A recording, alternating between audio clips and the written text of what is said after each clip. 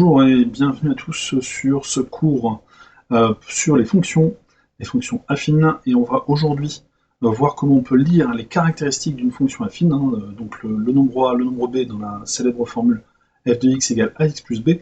On va voir un petit peu comment on peut, grâce à une représentation graphique de fonction, retrouver cette fonction affine. On va voir ça justement. Alors on va faire des petites expériences d'abord avec GeoGebra pour voir un petit peu ce qui se passe avec la représentation des fonctions affines. On a vu évidemment qu'une fonction affine est représentée par une droite, donc on ne va pas s'étonner si on a à l'écran des droites. Et donc voilà, on a tracé des fonctions affines dans GeoGebra, encore le célèbre outil GeoGebra ici. Et donc on a tracé 4 fonctions, je vous les présente. Ici la fonction 2x plus 1 en vert, la fonction moins x moins 2, donc c'est l'expression algébrique de la fonction, moins x moins 2. Ensuite vous avez la fonction égale à 4, une fonction constante, mais qui dit fonction constante, c'est aussi une fonction affine, représentée par une droite également. Et puis on a pris une fonction linéaire, 0,5x, qui est aussi une fonction affine, donc toutes celles-ci sont des fonctions affines, et comme on a déjà vu, représentées par des droites. Mais on va voir aujourd'hui justement que ces droites, elles ont quelque chose de spécial. On va voir dans le cours justement. On va voir dans le cours ce que ça donne. Donc, j'ai reproduit cette figure donc, dans le tableau, ça vient de GeoGebra, et on a bien nos 4 fonctions qui sont ici, 2x plus 1, moins x moins 2, 4 et 0,5x. Donc on se concentre sur les fonctions affines, uniquement les fonctions affines. On va essayer de remarquer des petites choses sur ces fonctions, et notamment, quand on regarde ces fonctions, on se rend compte par exemple que le nombre 1 qui est ici, le nombre plus 1, donc je rappelle que les fonctions affines sont toutes les fonctions qui ont pour expression algébrique quelque chose de la forme f de x égale à x plus b. Voilà. Et nous ici on a le nombre b qui est égal à plus 1 sur la fonction verte, la fonction f1 sur notre première fonction.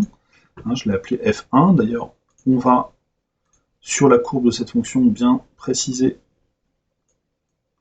que c'est la courbe orientative de la fonction f1, et on va remarquer que ce nombre plus 1, on le retrouve ici. Première remarque. Deuxième remarque, on va prendre pour la fonction f2 ce nombre moins 2, et donc la fonction en rouge, c'est la deuxième fonction. On va écrire donc ici la courbe orientative de la fonction f2, et on va remarquer que ce nombre moins 2, on le retrouve ici. On va prendre la troisième fonction en bleu ici, f de x, f3 de x égale 4, donc c'est une fonction affine, constante. Elle est affine et constante. Et on remarque que le nombre 4 qu'on a ici, on le retrouve ici. Et puis, dernière fonction, donc toujours un peu spéciale, puisqu'ici on a une fonction linéaire, c'est-à-dire son nombre b est égal à 0. Eh bien, on remarque que ce nombre 0, on le retrouve ici. Ça, c'est bien la fonction, la quatrième fonction, donc je vais bien écrire la courbe orientative de la fonction 4.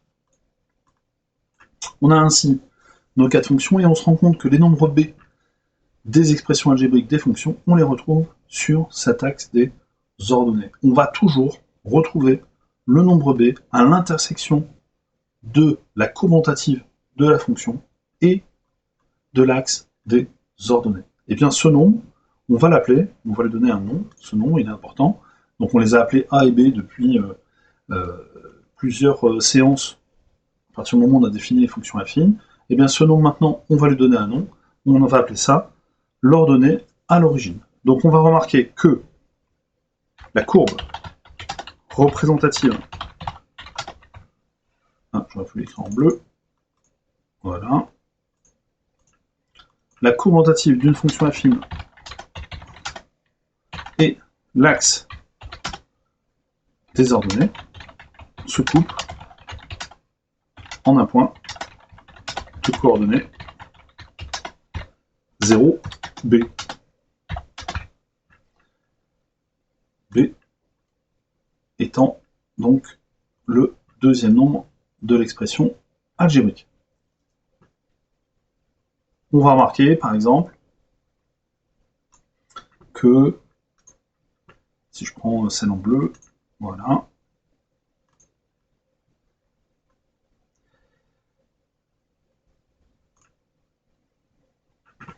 voilà, on va avoir le 0 ici, le B qui est ici, qui va être, qu'on va retrouver ici. Voilà. Et à chaque fois, comme ça, qu'on a une fonction affine, le nombre B, on va le retrouver, on va pouvoir le lire sur l'axe des ordonnées. C'est très important parce que ça nous permet très rapidement d'identifier, de faire le lien entre l'expression algébrique d'une fonction et sa courbe représentative. Alors du coup, on pourrait se poser la question, est-ce qu'on peut lire quelque part le nombre A? Alors le nombre A, on va le retrouver ici, donc le nombre A ici c'est 2, le nombre A ici c'est -1, le nombre A ici il n'y en a pas, parce qu'il n'y a pas de X, c'est 0, et ici le nombre A c'est 0,5. Lire sur le graphique ces nombres, alors on va prendre par exemple 2x plus 1, pour la fonction verte, la fonction f1, où est-ce que je vais lire le 2? La courbe ne passe pas par 2 évidemment ici, puisqu'elle passe par 1, elle passe pas par 2 sur l'axe des abscisses, c'est évidemment un petit peu plus compliqué. Alors où est-ce qu'on va lire le nombre 2? Tout simplement, ce nombre 2, vous allez voir, on va pouvoir le lire à un endroit. Si on part ici d'un point de la courbe f1, on va venir se décaler de 1 vers la droite, une unité vers la droite, donc ici on a bien une unité, 0, 1, donc ici on se décale de une unité, et on va monter ici. On va monter de combien? Eh bien justement, on va monter de 2, qui va correspondre à notre premier nombre ici dans l'expression algébrique, le nombre A. Le nombre A, on va le retrouver donc ici. Si je me décale encore de 1 ici, je vais retrouver encore mon nombre 2 ici. Comme si on avait un escalier, voilà, qui suit notre fonction affine, notre représentation graphique de fonction affine, et chaque marche de l'escalier a une hauteur de 2. Et ce 2 correspond justement à ce nombre. On va regarder si ça fonctionne sur les autres fonctions. On va prendre la deuxième fonction, donc la fonction rouge. Et puis, donc, on devrait avoir donc un nombre A qui est égal à -1. On voit ici sur ma liste de fonctions, le nombre A ici, le nombre devant le X c'est -1. Eh bien, si je me décale, si je prends un point de la courbe rouge, cette deuxième fonction, et que je me décale de une unité vers la droite, on voit qu'on va avoir le nombre -1 qui apparaît ici, puisqu'on descend, c'est un escalier qui descend cette fois-ci, c'est pour ça que le nombre va être négatif, et on va avoir un -1 qui apparaît, puisqu'on descend d'une unité. Cet escalier, on peut le refaire plusieurs fois, hein. Ici, si je me décale de 1, je descends de -1, ici, sur ma fonction. Et on va retrouver ainsi le nombre A de l'expression algébrique. Troisième cas, un peu particulier, ici pour ma fonction constante, si je prends un point de la courbe, je vais prendre le point de la courbe par exemple ici, donc je vais prendre là-bas, donc le point de la courbe ici, je vais me décaler de 1 unité vers la droite, et ben je me rends compte que je ne peux ni monter ni descendre, je reste au même endroit, et c'est pour ça qu'on dira que la pente, ce nombre est de 0. On continue avec l'exemple de la fonction f4, la fonction linéaire. Est-ce que ça fonctionne aussi avec les fonctions linéaires? Si je prends un point de la courbe ici, je vais me décaler de 1 ici, et de combien je vais monter ici, eh bien, je me rends compte que je vais monter de 0,5. Je retrouve, encore une fois, le nombre A de mon expression algébrique. Alors, justement, ce nombre, on va l'appeler, on va lui donner un nom. Comme il correspond à la hauteur des marches, on peut appeler ça soit la pente, rouge, on va appeler ça la pente, ou le coefficient directeur. Alors coefficient, ça vient encore une fois de coefficient de proportionnalité. On avait justement fait le lien entre les fonctions linéaires et la proportionnalité, donc c'est pour ça qu'on utilisera encore ce mot de coefficient. Donc coefficient directeur. Donc la pente ou le coefficient directeur, on va le retrouver donc à chaque fois sur les marges de ces escaliers. Et ça va correspondre au nombre A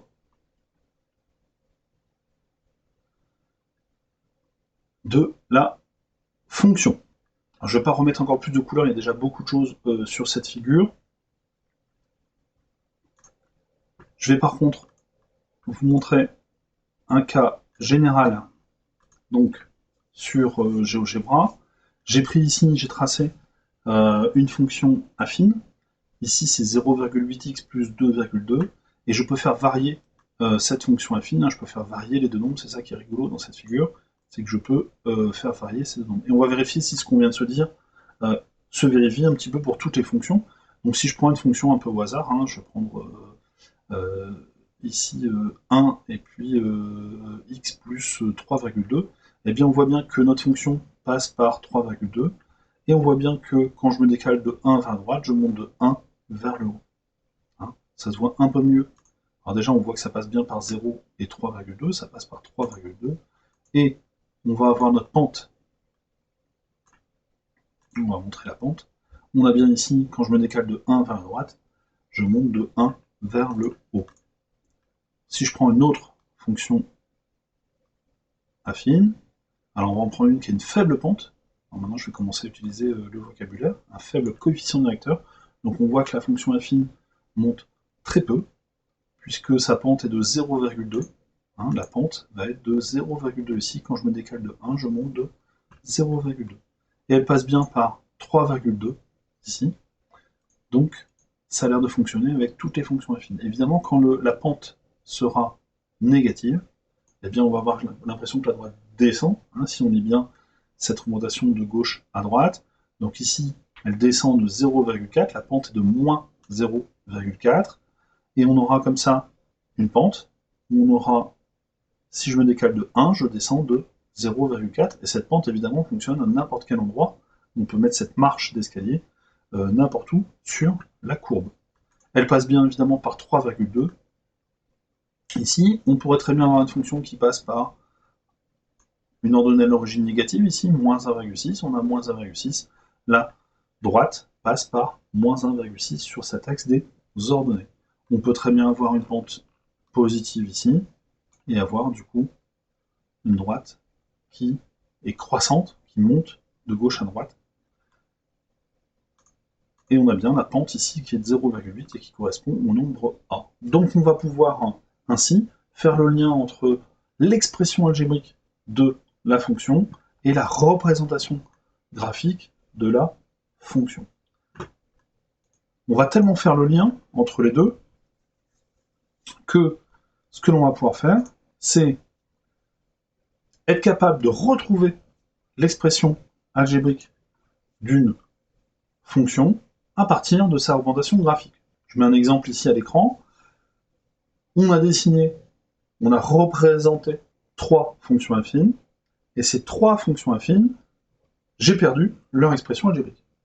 Il va falloir retrouver l'expression algébrique de ces fonctions uniquement grâce à cette représentation graphique. Et c'est tout le but un petit peu de cette séance d'aujourd'hui. Alors je vais prendre la fonction f, d'abord la première fonction ici en vert, et on va essayer de retrouver son expression algébrique. Alors je vous rappelle que l'expression algébrique d'une fonction affine, c'est f de x égale ax plus b, ax plus b, et donc ce que l'on va essayer de faire, c'est de retrouver les nombres a et b qui pour l'instant nous sont inconnus. Alors le nombre b, c'est celui qui est le plus facile à trouver, puisque il correspond à l'endroit où la droite et l'axe des ordonnées se croisent, ou sont séquentes. On va avoir ici un point de coordonnées 0, 3, et bien donc le nombre b sera égal à 3. On va pouvoir remplacer ici b par 3. Et on va avoir notre première fonction qui sera ax plus 3. On a déjà un des deux nombres. Le deuxième nombre, comment on va le trouver? Le nombre a, la pente. Donc après avoir trouvé l'ordonnée à l'origine, ce qu'on va faire, c'est qu'on va donc se décaler. On va prendre un point de la courbe, n'importe où. Ça peut être... Alors je vais me mettre là-haut parce que c'est plus pratique, mais on peut se mettre n'importe où. Hein. Je vais prendre un point ici. Je vais me décaler de une unité vers la droite. Je vais faire plus gros pour que tout le monde voit bien. Je vais faire convertir. On va se décaler de une unité vers la droite. On a bien ici une unité. Et si on se décale de une unité vers la droite, on va ici monter de combien d'unités? Eh bien, je vais compter mon nombre de carreaux. J'ai une unité, 2 unités, ce qui fait 2 unités ici. Ce qui veut dire que le coefficient directeur de ma droite, la pente de cette droite, est de 2. Et donc, on va pouvoir remplacer le nombre a par 2. Ce qui fait que ma fonction f est en fin de compte la fonction 2x plus 3. On est capable, à partir de la représentation graphique de la fonction, on est capable de retrouver l'expression algébrique de la fonction. Hein, c'est là où on devient très fort, parce qu'on est capable, juste avec un dessin, de retrouver l'expression algébrique. On va faire la même chose avec g, donc la fonction ici qui est en bleu. G, je vous rappelle, donc aura toujours la même forme d'expression algébrique, c'est bien une fonction affine, donc c'est bien une fonction, la forme ax plus b.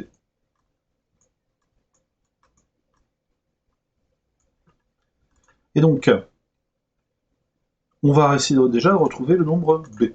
Ce nombre b, on va le lire sur l'axe des ordonnées où se croisent la droite bleue et l'axe des ordonnées, se croisent ici, à l'origine du repère. Ce qui veut dire que mon nombre b est égal à 0. C'est le nombre que l'on lit sur l'axe des ordonnées.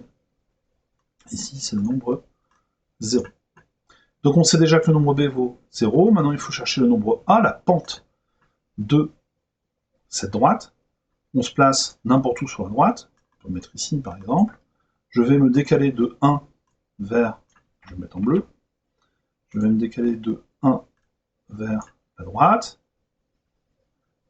Et puis ici, je vais descendre de 1, de unité, de 1 carreau. Attention, il faut bien regarder si ça correspond à 1 carreau ici. Hein. Donc ça correspond bien à 1 carreau.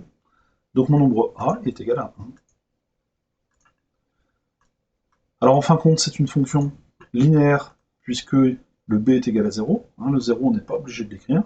Et puis même chose, le 1 ici, 1 fois x, on n'est pas obligé de l'écrire. Et donc ma fonction, en fin de compte, c'est g de x égale x. Ça, c'est une fonction affine et linéaire, mais elle est les deux. Troisième exemple, avec la fonction h. Même chose, la fonction h va correspondre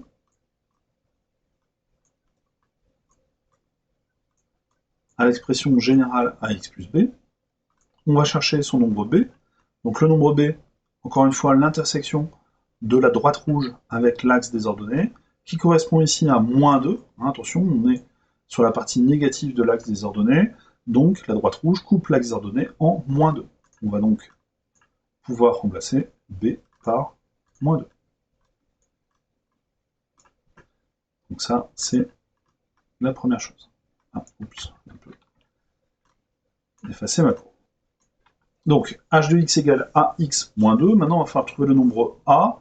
Alors là, je vous ai mis un cas un petit peu particulier et un petit peu compliqué. Je vais prendre par exemple un point ici, la courbe rouge, et puis je vais me décaler de une unité vers la droite. Une unité ici. Et en fin de compte, on va monter de ça. Alors ça, qu'est-ce que c'est? On voit pas grand-chose. C'est pas un carreau, c'est pas un demi-carreau, c'est un morceau de carreau. Mais alors, quel est ce morceau de carreau? On arrive difficilement à l'identifier. Alors ce que l'on va faire, c'est que au lieu de se décaler de 1 ici, on va se décaler de 3. Alors pourquoi de 3? Parce que ici, ça va nous permettre de monter de 1 carreau. Voilà. Ici, ça va nous permettre de monter de 1 carreau. Un carreau complet, si je me décale de 3, donc si je me décale de 3 fois moins, je vais monter de 3 fois moins. 3 fois moins, ça veut dire que je vais diviser par 3. En gros, ici on va monter de 1 tiers, ici on va monter de 2 tiers, ici on va monter de 3 tiers, qui est égal à 1. Voilà pourquoi je me décale de 3 carreaux ici. Alors c'est surtout parce que j'ai 2 points ici qui sont sur le quadrillage. Donc je me place sur un quadrillage que je peux suivre avec des carreaux entiers. Si je me décale de 3, je monte de 1. Donc si je me décale de 1, je monte de 1 tiers. Ce qui veut dire que le coefficient directeur de ma droite, la pente de ma droite, sera de 1 tiers. On peut avoir une ordonnée à l'origine ou un coefficient directeur qui soit des fractions.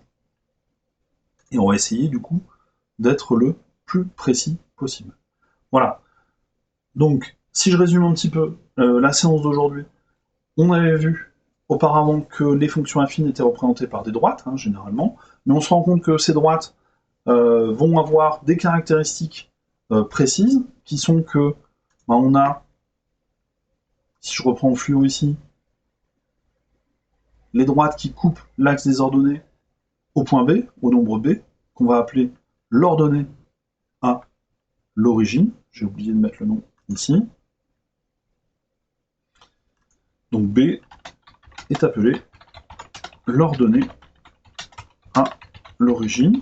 Donc ça, c'est le nouveau vocabulaire que l'on utilisera maintenant sur les fonctions. Donc on appelle ça l'ordonnée à l'origine. Et on a vu que le nombre A,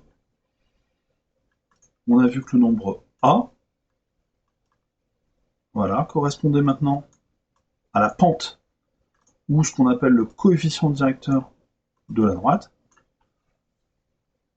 C'est pour ça qu'on va pouvoir, dans les exercices, être capable de lire graphiquement l'expression algébrique d'une fonction affine, retrouver une expression algébrique de fonction affine uniquement grâce à sa représentation graphique. On doit être capable de faire le lien entre les deux, représentation graphique, expression algébrique. Voilà. J'espère que ça a été, il y a beaucoup de choses écrites à l'écran, et j'espère que ça a été à peu près clair. Bonne fin de journée, à bientôt pour d'autres vidéos.